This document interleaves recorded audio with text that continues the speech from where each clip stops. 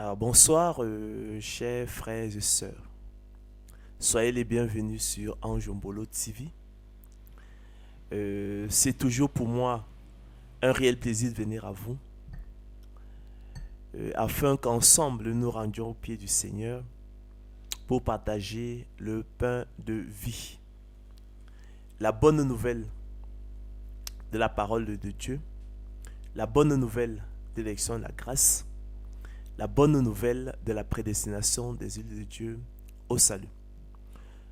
Chers frères et sœurs, je me lasse point de vous enseigner les mêmes choses et comme disait l'apôtre Paul, pour vous cela est salutaire. Nous allons ouvrir ce soir une série de conférences consacrées aux problèmes célèbres de l'élection de la grâce et de la prédestination des îles de Dieu au salut. Ce soir, nous verrons, chers frères et sœurs, comment concilier la souveraineté de Dieu et la responsabilité et liberté de Dieu dans le cadre de la prédestination. Dans la conférence de ce soir, je l'ai donc intitulé Comment concilier la souveraineté de Dieu et la responsabilité et liberté des îles de Dieu dans le cadre de la prédestination. La bonne nouvelle de l'élection de la grâce, chers frères et sœurs, et de la prédestination des îles de Dieu au salut pose, comme vous le savez, de nombreux problèmes à l'esprit humain, nous l'avons souvent dit. L'un de ces problèmes célèbres est celui de savoir, chers frères et sœurs, comment concilier la souveraineté de Dieu avec la responsabilité et la liberté des élus de Dieu prédestinés au salut dès avant la fondation du monde. La parole de Dieu, chers frères et sœurs, évacue ce problème célèbre en nous instruisant par une comparaison tirée de la nature, du laboureur et de la semence, et de la sagesse populaire, selon qu'il est écrit, il faut que le laboureur travaille avant de recueillir les fruits. Ça, c'est 2 Timothée 2,6. C'est une évidence. Il faut que le laboureur travaille d'abord avant de recueillir les fruits. Il faut que le laboureur travaille premièrement avant de recueillir les fruits. En effet, chers frères et sœurs, par le don de la foi, qui est la semence de Dieu en ses élus, leur privilège exclusif, le déclencheur exclusif du salut et son moteur efficace. L'élu de Dieu est semblable au laboureur, chers frères et sœurs, disposant de la semence de maïs, d'haricots, de cacao ou encore d'arachide, dont il est notoire, avéré, établi, absolument certain, j'insiste dessus, et largement connu que la culture produira le précieux fruit que sont les épis de maïs, les gousses d'haricots, les cabosses de cacao ou les coques d'arachide selon le cas, mais qui naturellement ne dispense aucunement le laboureur de travailler, en l'occurrence préparer le sol, semer, arroser, sarcler, lutter contre les attaques des maladies, faire utiliser le sol, etc. selon qu'il est écrit. Il faut que le laboureur travaille avant de recueillir les fruits.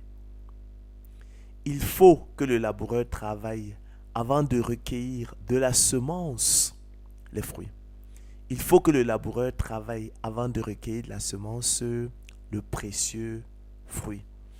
De même aussi et par analogie, chers frères et sœurs, il faut que l'élu de Dieu travaille et persévère avant de recueillir de la semence de Dieu en lui, le précieux fruit qu'est le salut, le repos de l'âme et la vie éternelle. De même aussi et par analogie, chers frères et sœurs, il faut que l'élu de Dieu travaille et persévère avant de recueillir du don de la foi, qu'est la semence de Dieu en lui, le précieux fruit qu'est le salut, le repos de l'âme et la vie éternelle.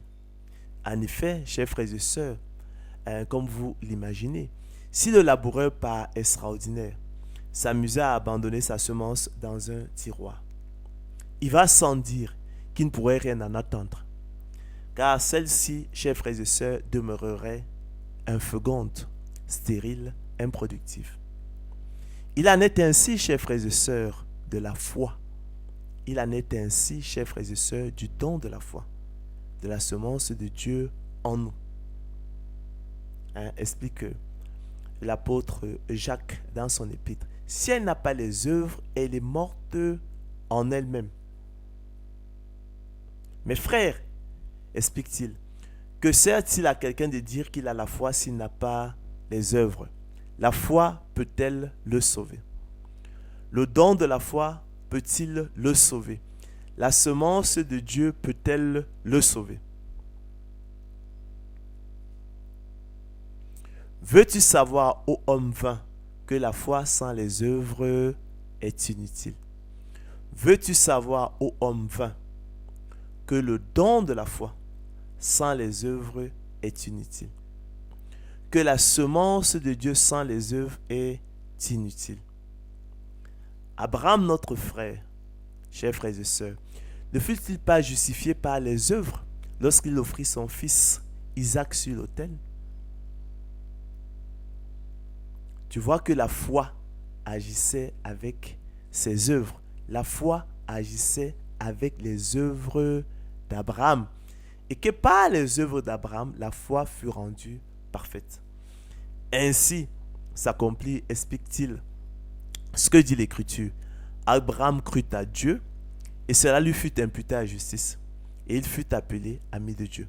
Vous voyez donc, chers frères et sœurs, conclut-il, que l'homme est justifié par les œuvres qui procèdent de sa responsabilité, qui procèdent de la responsabilité de l'homme, et non pas à la foi seulement, qui procèdent de la souveraineté de Dieu à travers le don de la foi, qui, vous savez, est un don de Dieu et ne vient pas de nous selon qu'il est écrit, car c'est par grâce que vous êtes sauvés, par le moyen du don de la foi, et cela ne vient pas de vous, c'est le don de Dieu. Éphésiens 2:8. Mais aussi, car il vous a été fait la grâce par rapport à Christ de croire en lui. Vous a été fait la grâce et le privilège par rapport à Christ de croire en lui. Philippiens 1:29.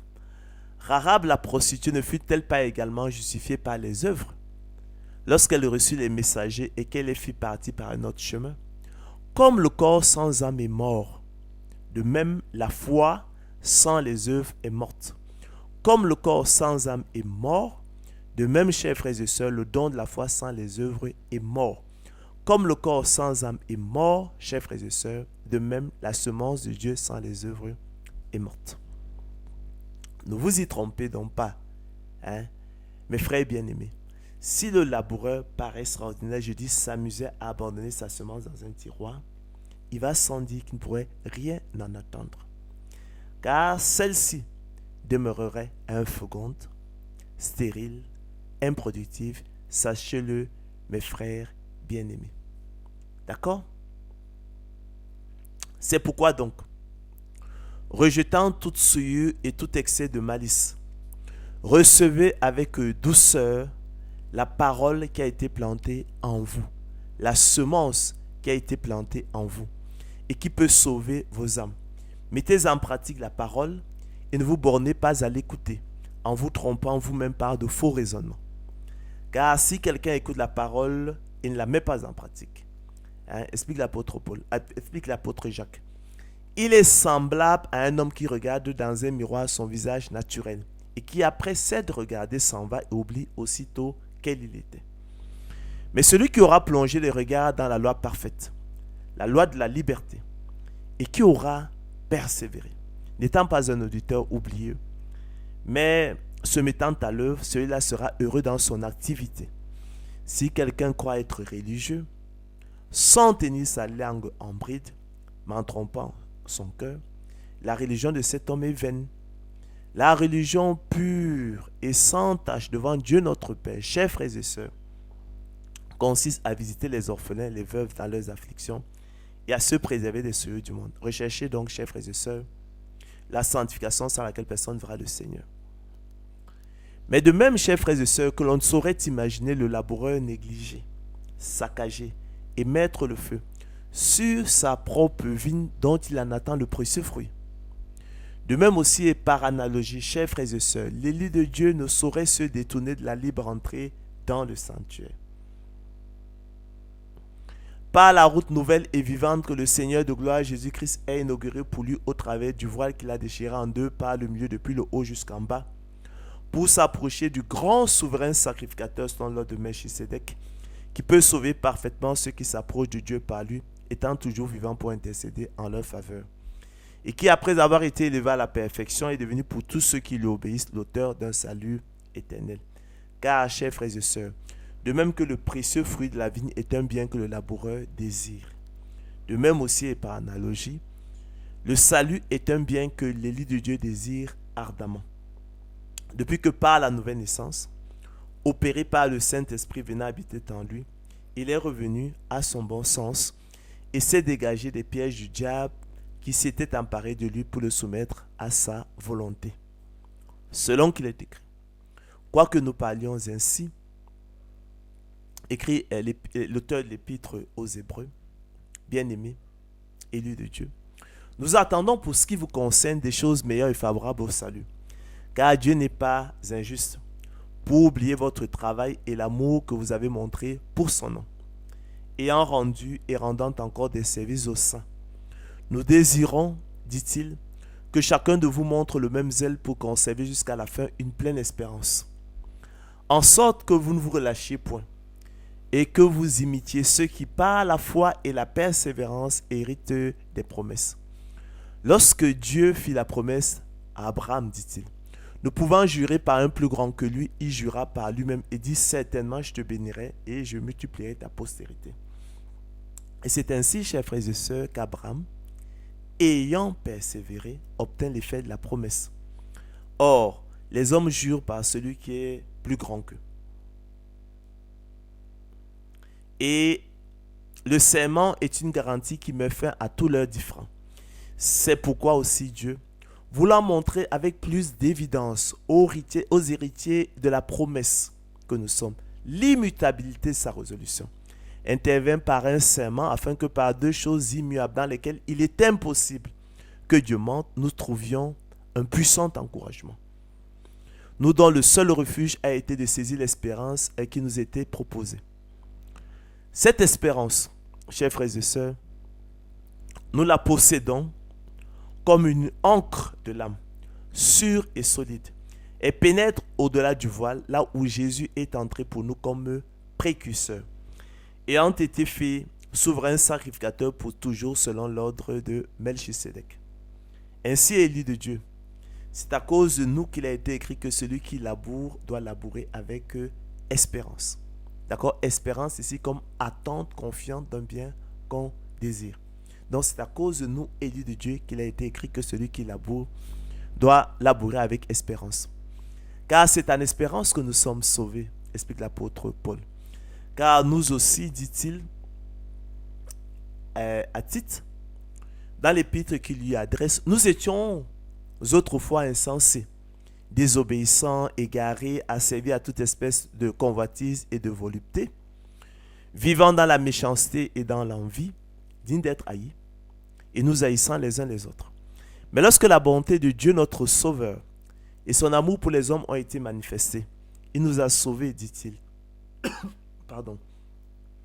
Il nous a sauvés, dit-il. Il nous a sauvés, nous, élus de Dieu, dit-il, non à cause des œuvres de justice que nous aurions faites, mais selon sa miséricorde, selon sa pitié.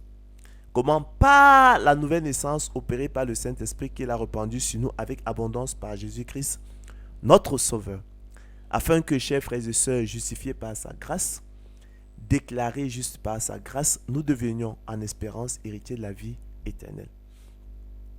Or, explique-t-il dans l'épître aux Romains, l'espérance qu'on voit n'est plus espérance. Ce qu'on voit, peut-on l'espérer encore? Mais si nous espérons ce que nous ne voyons pas, nous l'attendons avec persévérance. À cet égard, permettez-moi de rappeler que la persévérance est l'action de persévérer. C'est la qualité, c'est la conduite d'une personne qui persévère. Le verbe persévérer pour sa part signifie continuer de faire, d'être ce qu'on a résolu, par un acte de volonté renouvelé. Ainsi, chers frères et sœurs, La liberté de la volonté des élus de Dieu. Prédestinés au salut dès avant la fondation du monde, se connaissent sans preuve par la seule espérance que nous en avons à travers la persévérance des saints, qui au quotidien, comme l'apôtre Paul, soutiennent et combattent le bon combat de la foi pour saisir la vie éternelle à laquelle ils ont été appelés efficacement. En effet, chers frères et sœurs, je l'ai souvent dit, la persévérance procède de la liberté de la volonté de l'homme, comme sous-entend le sens du verbe persévérer, qui comporte, nous l'avons dit, un acte de volonté renouvelé. Ainsi, la persévérance des saints témoigne de la liberté de la volonté des élus de Dieu, prédestinés au salut dès avant la fondation du monde, ainsi que de leur responsabilité. La persévérance des saints, qui procède d'un acte de volonté renouvelé, atteste de la liberté des élus de Dieu et de leur responsabilité. D'accord? J'ai dit que la persévérance, c'est l'action de persévérer, c'est la conduite, c'est la qualité d'une personne qui persévère. Le verbe persévérer, pour sa part, signifie continuer de faire, d'être ce qu'on a résolu par un acte de volonté renouvelé. D'accord? La persévérance procède donc de la liberté de la volonté de Dieu, de l'homme, comme sous-entend le sens du verbe persévérer qui comporte un acte de volonté renouvelé. Ainsi, la persévérance des saints témoigne de la liberté de la volonté des élus de Dieu, prédestinés au salut dès avant la fondation du monde, ainsi que, chers frères et sœurs, leur responsabilité. La persévérance des saints, qui procède donc d'un acte de volonté renouvelé, atteste de la liberté des élus de Dieu et de leur responsabilité. D'accord? Permettez-moi donc, chers frères et sœurs, opportunément, de rappeler la définition de la prédestination des élus de Dieu au salut dont parle la Bible, afin qu'elle ne soit plus comprise de travers, à l'envers, pervertie, calomniée, mal aimée, confondue avec le fatalisme. Cet argument paresseux qui conclut à l'inutilité de l'effort, mais qu'elle soit chérie, chers frères et sœurs, pour ce qu'elle est véritablement, savoir, chers frères et sœurs, l'expression de l'infinie richesse et de la grâce de Dieu par sa bonté envers ses élus en Jésus-Christ. De façon pratique, on peut définir la prédestination des élus de Dieu au salut comme le choix souverain de Dieu avant la fondation du monde. Et son appel efficace, par le moyen du don de la foi, qui est sa semence dans ses élus. Leur privilège exclusif. Le déclencheur exclusif du salut est son moteur efficace, les équipant et outillant, chers frères et sœurs, pour les rendre aptes et capables, non seulement de discerner quelle est la volonté de Dieu, ce qui est bon, agréable et parfait, mais aussi de la faire efficacement de façon à accomplir l'esprit de la loi. Selon qu'il est écrit, celui qui fait la volonté de Dieu demeure éternellement. Quiconque fait la volonté de Dieu, celui-là est mon frère, ma soeur et ma mère, comme l'a rappelé le Seigneur de gloire Jésus-Christ à ceux de ses disciples qui lui annonçaient que ses parents étaient dehors. En l'occurrence, chers frères et sœurs, aimer Dieu, croire au Seigneur Jésus-Christ, lui le sauveur du monde, prendre plaisir à la loi de Dieu et se réjouir en suivant ses préceptes comme possédant tous les trésors. En faire ses délices et ses conseillers. Rechercher Dieu de tout son cœur avec un cœur honnête et bon. Soutenir et combattre le bon combat de la foi. Pour saisir la vie éternelle à laquelle ils ont été appelés efficacement. Choisir les ordonnances de Dieu. Rechercher la sanctification sans laquelle personne ne verra le Seigneur. Mener une vie de sainteté. Se préserver des souillures du monde. Être zélé pour les bonnes œuvres. Prier sans cesse. Entrer dans le sanctuaire et s'approcher du grand souverain sacrificateur selon l'ordre de Melchisédek, Jésus, le Fils de Dieu, qui peut sauver parfaitement ceux qui s'approchent de Dieu par lui, étant toujours vivant pour intercéder en leur faveur, et qui, après avoir été élevé à la perfection, est devenu pour tous ceux qui lui obéissent l'auteur d'un salut éternel, les distinguant ainsi de l'homme animal, des reprouvés, selon qu'il est écrit, vous avez été fait la grâce par rapport à Christ de croire en lui. Il vous a été fait le privilège par rapport à Christ de croire en lui. Philippiens 1, 29. Mais l'homme animal ne reçoit pas les choses de l'Esprit de Dieu. Mais l'homme animal n'accepte pas les choses de l'Esprit de Dieu. Pourquoi? Car elles sont une folie pour lui et il ne peut les connaître, il ne peut les aimer parce que c'est spirituellement qu'on en juge. Chers frères et sœurs, ne vous y trompez pas. C'est là ce qui fait notre joie. Ce n'est que ça. C'est là ce qui fait notre joie. Ce privilège du don de la foi. Ce privilège de la semence de Dieu en nous. et qui nous distingue donc de l'homme animal. Parce que Dieu nous a fait le don de la foi. Hein? À l'écoute de la parole de Dieu, nous l'accueillerons avec joie, empressement et nous appliquerons à la mettre en œuvre. À la différence du monde de l'homme animal qui, lui, endurcira son cœur. D'accord? Selon qu'il est écrit, aujourd'hui, si vous entendez sa voix, n'endurcissez pas vos cœurs. Mais l'homme animal, lui, ne reçoit pas les choses de l'Esprit de Dieu, qui n'accepte pas les choses de l'Esprit de Dieu, car elles sont d'une folie pour lui, et il ne peut les connaître, il ne peut les aimer parce que c'est spirituellement qu'on en juge. Donc, c'est donc ça qui fait notre joie. Et c'est cela, la prédestination. Un désir de Dieu au salut, rien d'autre. Ce privilège du don de la foi, un désir de Dieu, ce privilège, la semence de Dieu en eux, et qui les distingue donc de l'homme animal. Donc c'est là ce qui fait notre joie, chers frères et sœurs. C'est ça qui devrait faire votre joie. C'est ce qui fait ma joie. Quoique maintenant, puisqu'il le faut, selon qu'il est écrit, il faut que le laboureur travaille avant de recueillir les fruits. Nous soyons attristés pour un peu de temps par diverses épreuves. Afin que l'épreuve de notre foi, chers frères et sœurs, plus précieuse que l'or périssable qui cependant est éprouvé par le feu, écrit l'apôtre Pierre, ait pour résultat la louange, la gloire et l'honneur lorsque Jésus-Christ apparaîtra. Lui que nous aimons sans l'avoir vu, en qui nous croyons sans le voir encore, nous réjouissons, chers frères et sœurs, d'une joie ineffable et glorieuse parce que nous obtiendrons le salut de nos âmes pour prix de notre foi. Ainsi, chers frères et sœurs, la prédestination des élus de Dieu au salut doit simplement s'entendre, chers frères et sœurs, comme le privilège du don de la foi des élus de Dieu. Le privilège de la semence de Dieu en eux, selon le bon plaisir et la volonté de Dieu. En sorte qu'à l'écoute de la parole de Dieu, ils la reçoivent avec joie, empressement, et la mettent en pratique, tandis que l'homme animal privé du don de la foi, selon le bon plaisir de la volonté de Dieu, spirituellement mort et étranger à la vie de Dieu, endurcit son cœur.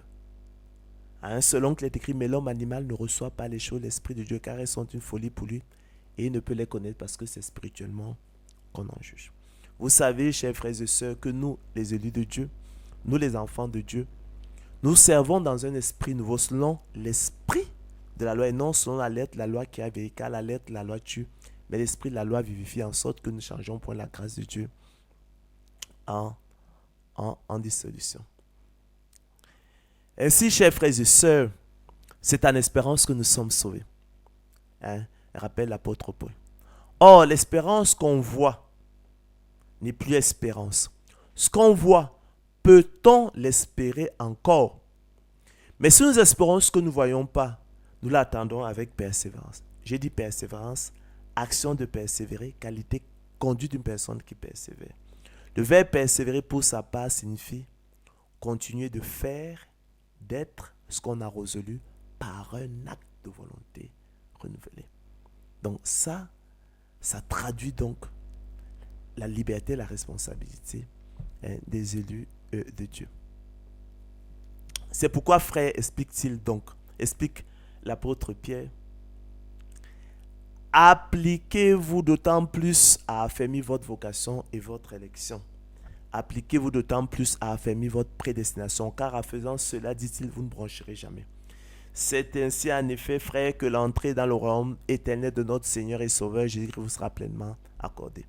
Ainsi, mes bien-aimés, poursuit l'apôtre Paul, comme vous avez toujours obéi, travaillez à votre salut avec crainte et tremblement. En effet, dit-il, ce n'est pas que j'ai déjà remporté le prix, non, ou que j'ai déjà atteint la perfection ou achevé la course, non.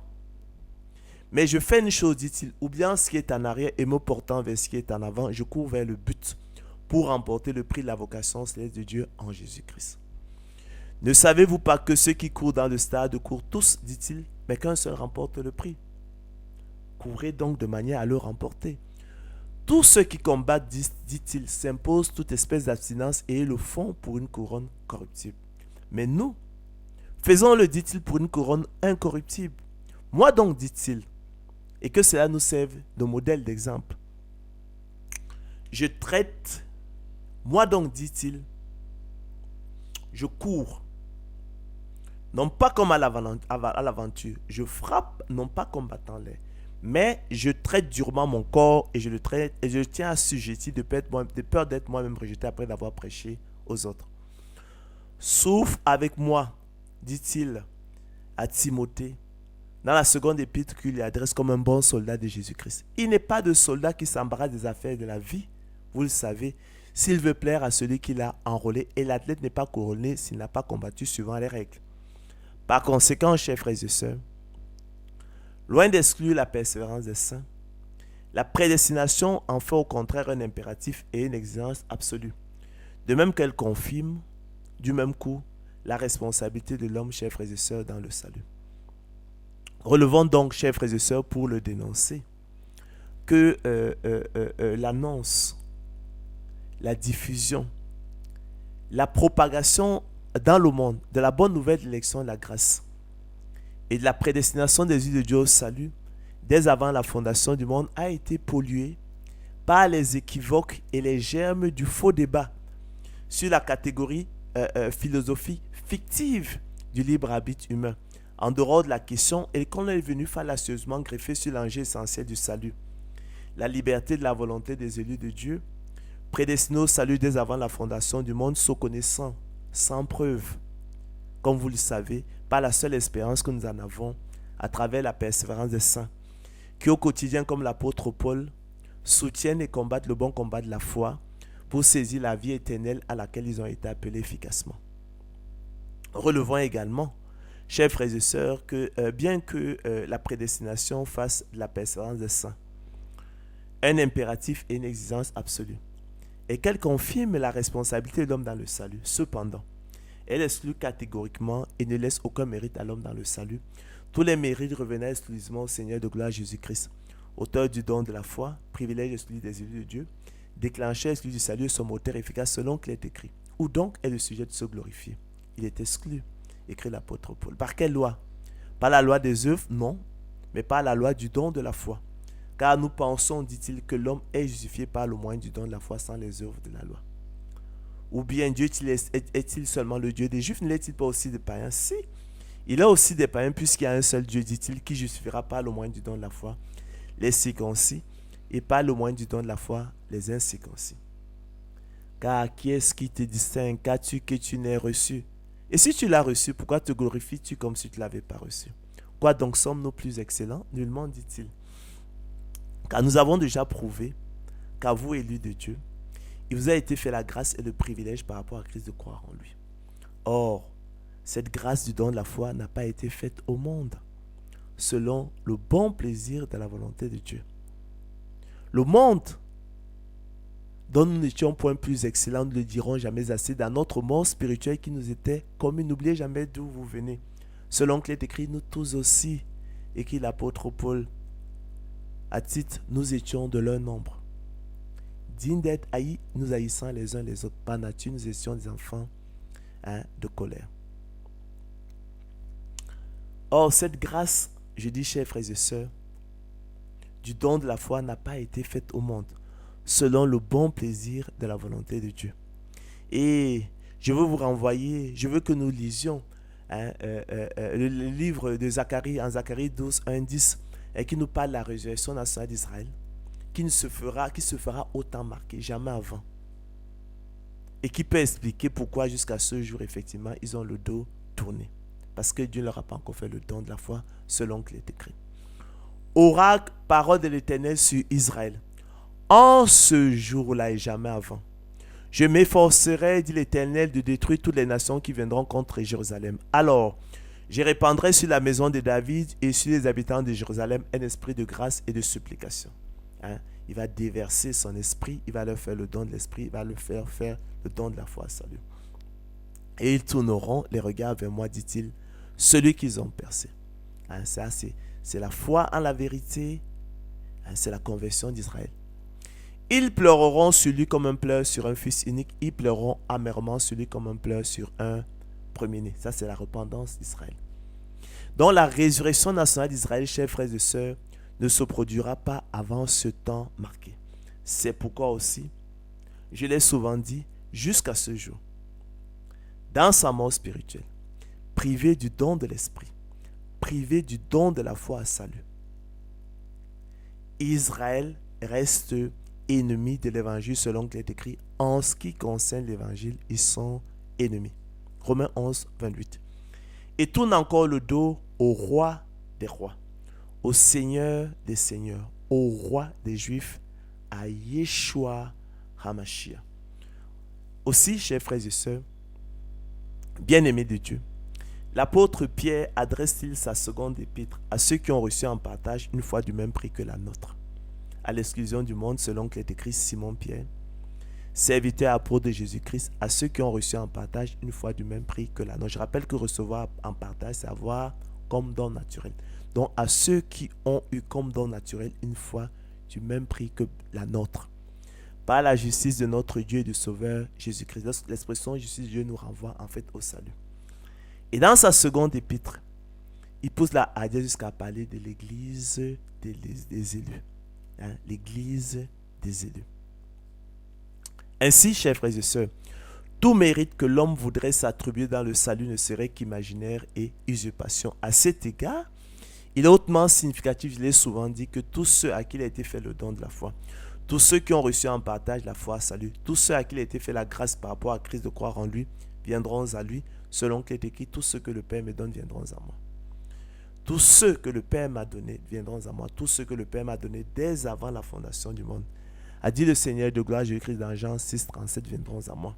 En revanche, tous ceux qui ont été privés du don de la foi, chers frères et sœurs, iront assurément à la perdition. Ainsi, chers frères et sœurs,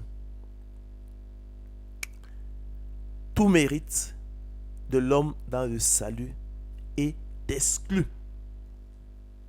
Les mérites reviennent au Seigneur de gloire, Jésus-Christ. C'est lui l'auteur du don de la foi. Le don de la foi, je l'ai souvent dit, qui constitue le déclencheur du salut, son moteur efficace, la semence de Dieu en nous et notre privilège exclusif. Il se trouve que le monde en a été privé selon le bon plaisir et la volonté de Dieu, tout simplement.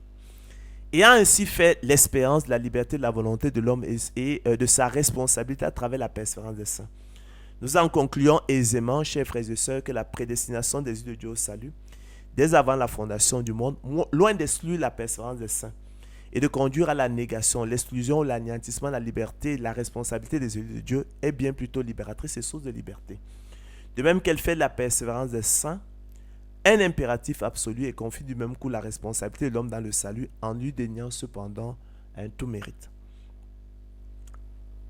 Instruisez-vous, instruisons-nous par une comparaison tirée de la nature, du laboureur et de la semence et de la sagesse populaire. Selon qu'il est écrit, il faut que le laboureur travaille avant de recueillir les fruits. Il faut que le laboureur travaille d'abord avant de recueillir les fruits. Il faut que le laboureur travaille premièrement avant de recueillir les fruits, pour reprendre la version Darby. En effet, chers frères et sœurs, comme nous l'avons vu, par le don de la foi, qui est la semence de Dieu en ses élus, leur privilège exclusif, le déclencheur exclu du salut et son moteur efficace. L'élu de Dieu, comprenez-le bien, chers frères et sœurs, est semblable au laboureur disposant de la semence de maïs, d'haricots, de cacao ou encore d'arachide, dont il est notoire, avéré, établi, absolument certain et largement connu que la culture produira le précieux fruit que sont les épis de maïs, les gousses d'haricots, les cabosses de cacao ou les coques d'arachide, selon le cas, mais qui naturellement ne dispense aucunement le laboureur de travailler, en l'occurrence, préparer le sol, semer, arroser, sacler, lutter contre les attaques des maladies, faire utiliser le sol, etc. Selon qu'il est écrit, il faut que le laboureur travaille avant de recueillir les fruits. Il faut que le laboureur travaille avant de recueillir la semence, les fruits. Il faut que le laboureur travaille avant de recueillir la semence, le précieux fruit. De même aussi et par analogie, chers frères et sœurs, il faut que l'élu de Dieu travaille et persévère avant de recueillir la semence de Dieu en lui, le précieux fruit qu'est le salut, le repos de l'âme et la vie éternelle.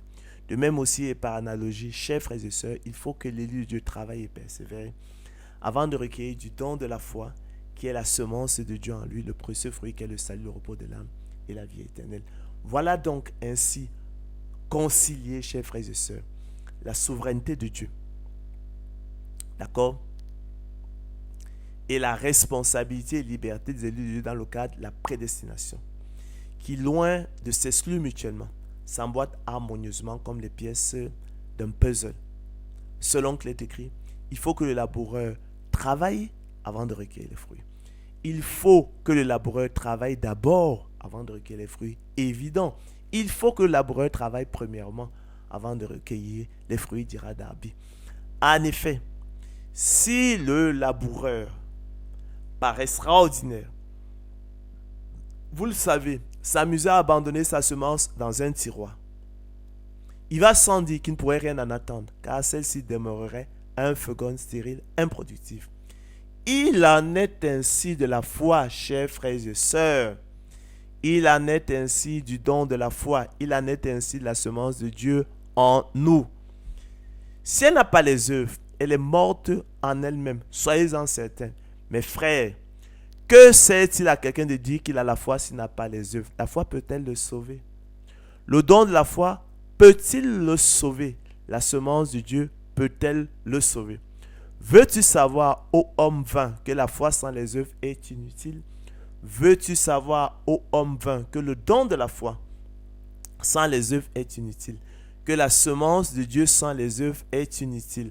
Abraham, notre père, ne fut-il pas justifié par les œuvres lorsqu'il offrit son fils Isaac sur l'autel? Vous voyez, chers frères et sœurs, que la foi agissait avec les œuvres d'Abraham et que par les œuvres d'Abraham, la foi fut rendue parfaite. Ainsi s'accomplit ce que dit l'Écriture: Abraham crut à Dieu et cela lui fut imputé à justice. Et il fut appelé ami de Dieu. Vous voyez donc, chers frères et sœurs, que l'homme est justifié par les œuvres qui procèdent de sa responsabilité, qui relèvent de la responsabilité de l'homme, et non pas à la foi seulement, qui procède de la souveraineté de Dieu à travers effectivement le don de la foi qui ne vient pas de nous mais qui est un don de Dieu. Rahab la prostituée ne fut-elle pas également justifiée par les œuvres lorsqu'elle reçut les messagers et qu'elle les fit partir par un autre chemin? Comme le corps sans âme est mort, chers frères et sœurs, de même la foi sans les œuvres est morte. Comme le corps sans âme est mort, de même le don de la foi sans les œuvres est mort. Comme le corps sans âme est mort, de même, chers frères et sœurs, la semence de Dieu sans les œuvres est morte. Nous sommes donc, chers frères et sœurs, parmi nos thèmes de notre conférence qui était consacré à la conciliation, qui était consacré à la conciliation de la souveraineté de Dieu et de la responsabilité et liberté des élus de Dieu dans le cadre de la prédestination. Nous avons vu, en nous instruisant par une comparaison tirée de la nature, de la semence, du laboureur et de la semence et de la sagesse populaire, selon qu'il est écrit, il faut que le laboureur travaille avant de recueillir les fruits. Comment effectivement on pouvait, la souveraineté de Dieu, comment on pouvait concilier la souveraineté de Dieu et la responsabilité et liberté des élus dans le cadre de la prédestination. Souveraineté de Dieu à travers effectivement le don de la foi. Il fait le don de la foi à qui il veut, selon le bon plaisir de sa volonté. Et responsabilité et liberté des élus de Dieu à travers effectivement la persévérance. Voyez-vous, pour effectivement venir au Seigneur Jésus-Christ. Eux, effectivement, qui ont été outillés, équipés par le don de la foi, pour être apte et capable non seulement de discerner quelle est la volonté, ce qui est bon, agréable et parfait, mais aussi l'a fait efficacement de façon à accomplir l'esprit de la loi. À la différence du monde, le Seigneur qui nous a fait le don de la foi, il nous a ainsi équipés, il nous a outillés pour nous rendre aptes et capables non seulement de discerner quelle est la volonté de Dieu, ce qui est bon, agréable et parfait, mais aussi l'a fait efficacement de façon à accomplir l'esprit de la loi. À l'écoute de la parole de Dieu, parce que le Seigneur Christ nous a fait naître nouveau, il a ôté notre cœur de pierre. Il a mis à la place un cœur de chair. Et nous l'accueillons avec joie, empressement, et nous appliquons effectivement à la mettre en pratique, tandis que l'homme animal endurcit son cœur. Lui qui est étranger à la vie de Dieu, selon qu'il est écrit, mais l'homme animal ne reçoit pas les choses de l'Esprit de Dieu, mais l'homme n'accepte pas les choses de l'Esprit de Dieu. Car elles sont une folie pour lui et il ne peut les connaître parce que c'est spirituellement qu'on en juge. C'est là, nous l'avons dit, ce qui fait notre joie. Fondamentalement, c'est ça qu'on appelle l'élection de la grâce, ce privilège du don de la foi, ce privilège de la semence de Dieu en nous. Mais si cette semence de Dieu en nous, nous n'en prenons pas soin, en persévérant, en travaillant, nous ne pourrons pas en recueillir le précieux fruit qu'est le salut, le repos de l'âme et la vie éternelle. D'accord? Selon qu'il est écrit, il faut que le laboureur travaille avant de recueillir les fruits. De même que si le laboureur abandonnait sa semence dans le fond du tiroir, il la semait pas, il ne la mettait pas en terre. Il ne préparait pas le sol, il ne semait pas, il n'arrosait pas, il ne pourrait rien en attendre, elle demeurait infeconde. De même, si nous ne prenons pas soin de la semence de Dieu qu'il a plantée en nous, d'accord, elle demeurera infeconde, elle demeurera stérile. C'est pourquoi donc nous pouvons remercier effectivement l'apôtre Jacques qui effectivement dans son épître a bien concilié la souveraineté de Dieu et la responsabilité et liberté de l'homme. Beaucoup ont fait naufrage par rapport à ces choses. Luther a fait naufrage, il n'a pas su concilier. Il a traité l'épître de Jacques d'épître de paille. Or, elle est somptueuse, elle est précieuse. Selon qu'il est écrit, il en est ainsi, chers frères et sœurs, de la foi. On dit, si le laboureur par extraordinaire s'amusait à abandonner sa semence dans un tiroir, vous le comprenez bien, il va sans dire qu'il ne pourrait rien en attendre, car celle-ci demeurait infeconde, stérile, improductive. L'apôtre Jacques nous enseigne qu'il en est ainsi de la foi. Il en est ainsi du don de la foi, il en est ainsi de la semence de Dieu en nous. La foi, le don de la foi, je dis la semence de Dieu en nous. Si elle n'a pas les œuvres, elle est morte en elle-même. Mes frères, que sert-il à quelqu'un de dire qu'il a la foi s'il n'a pas les œuvres? La foi peut-elle le sauver? Le laboureur peut-il attendre de la semence qu'il a abandonnée dans le tiroir le précieux fruit?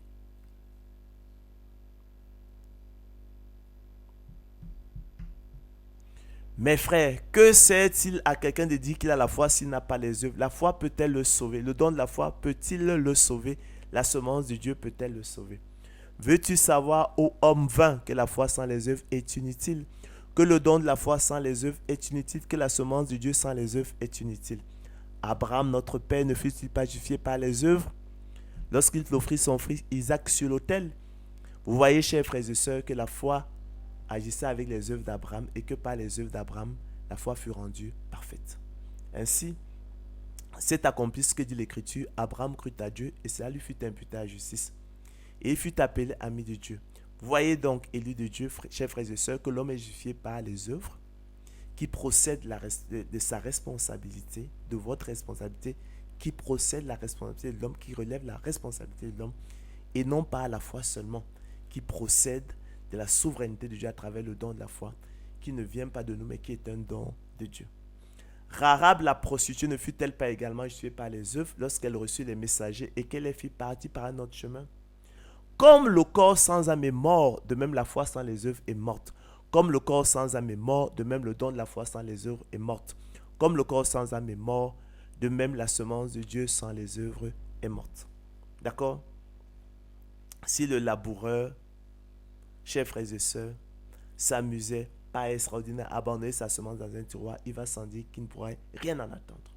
De même, hein, si vous ne faites rien, hein, du don de la foi, la semence de Dieu en vous, sachez qu'elle demeurera inféconde. D'accord? Elle demeurera stérile, improductive selon quelle technique. Il faut que le laboureur travaille avant de recueillir les fruits. Il faut que le laboureur travaille d'abord avant de recueillir les fruits. Il faut que le laboureur travaille premièrement avant de recueillir les fruits. Voilà donc concilier, chers frères et sœurs, en nous instruisant par une comparaison tirée de la nature, du laboureur et de la semence, la sagesse populaire, la souveraineté de Dieu et la responsabilité et liberté de l'homme. Nous sommes donc parvenus au thème de notre conférence. Je disais, j'espère que ce problème célèbre a été levé. Comment concilier la souveraineté de Dieu et la responsabilité et la liberté de l'homme? La parole de Dieu nous enseigne, nous instruit à travers effectivement une comparaison tirée de la nature du laboureur et de la semence de la sagesse populaire, comment ces choses-là s'harmonisent en fait dans la pensée de Dieu. Bonne soirée, à la prochaine. Restez connectés sur Ange Mbolo TV et partagez ces choses magnifiques que vous n'entendrez nulle part. C'est pour l'édification commune. Partagez et à la prochaine. S'il plaît au Seigneur de gloire Jésus-Christ, que l'honneur, la gloire, les acclamations reviennent au Seigneur de gloire Jésus-Christ, seul qui nous enseigne toutes choses, qui nous instruit, nous qui sommes parvenus nous qui sommes parvenus à la fin des temps. Bonne soirée, à la prochaine.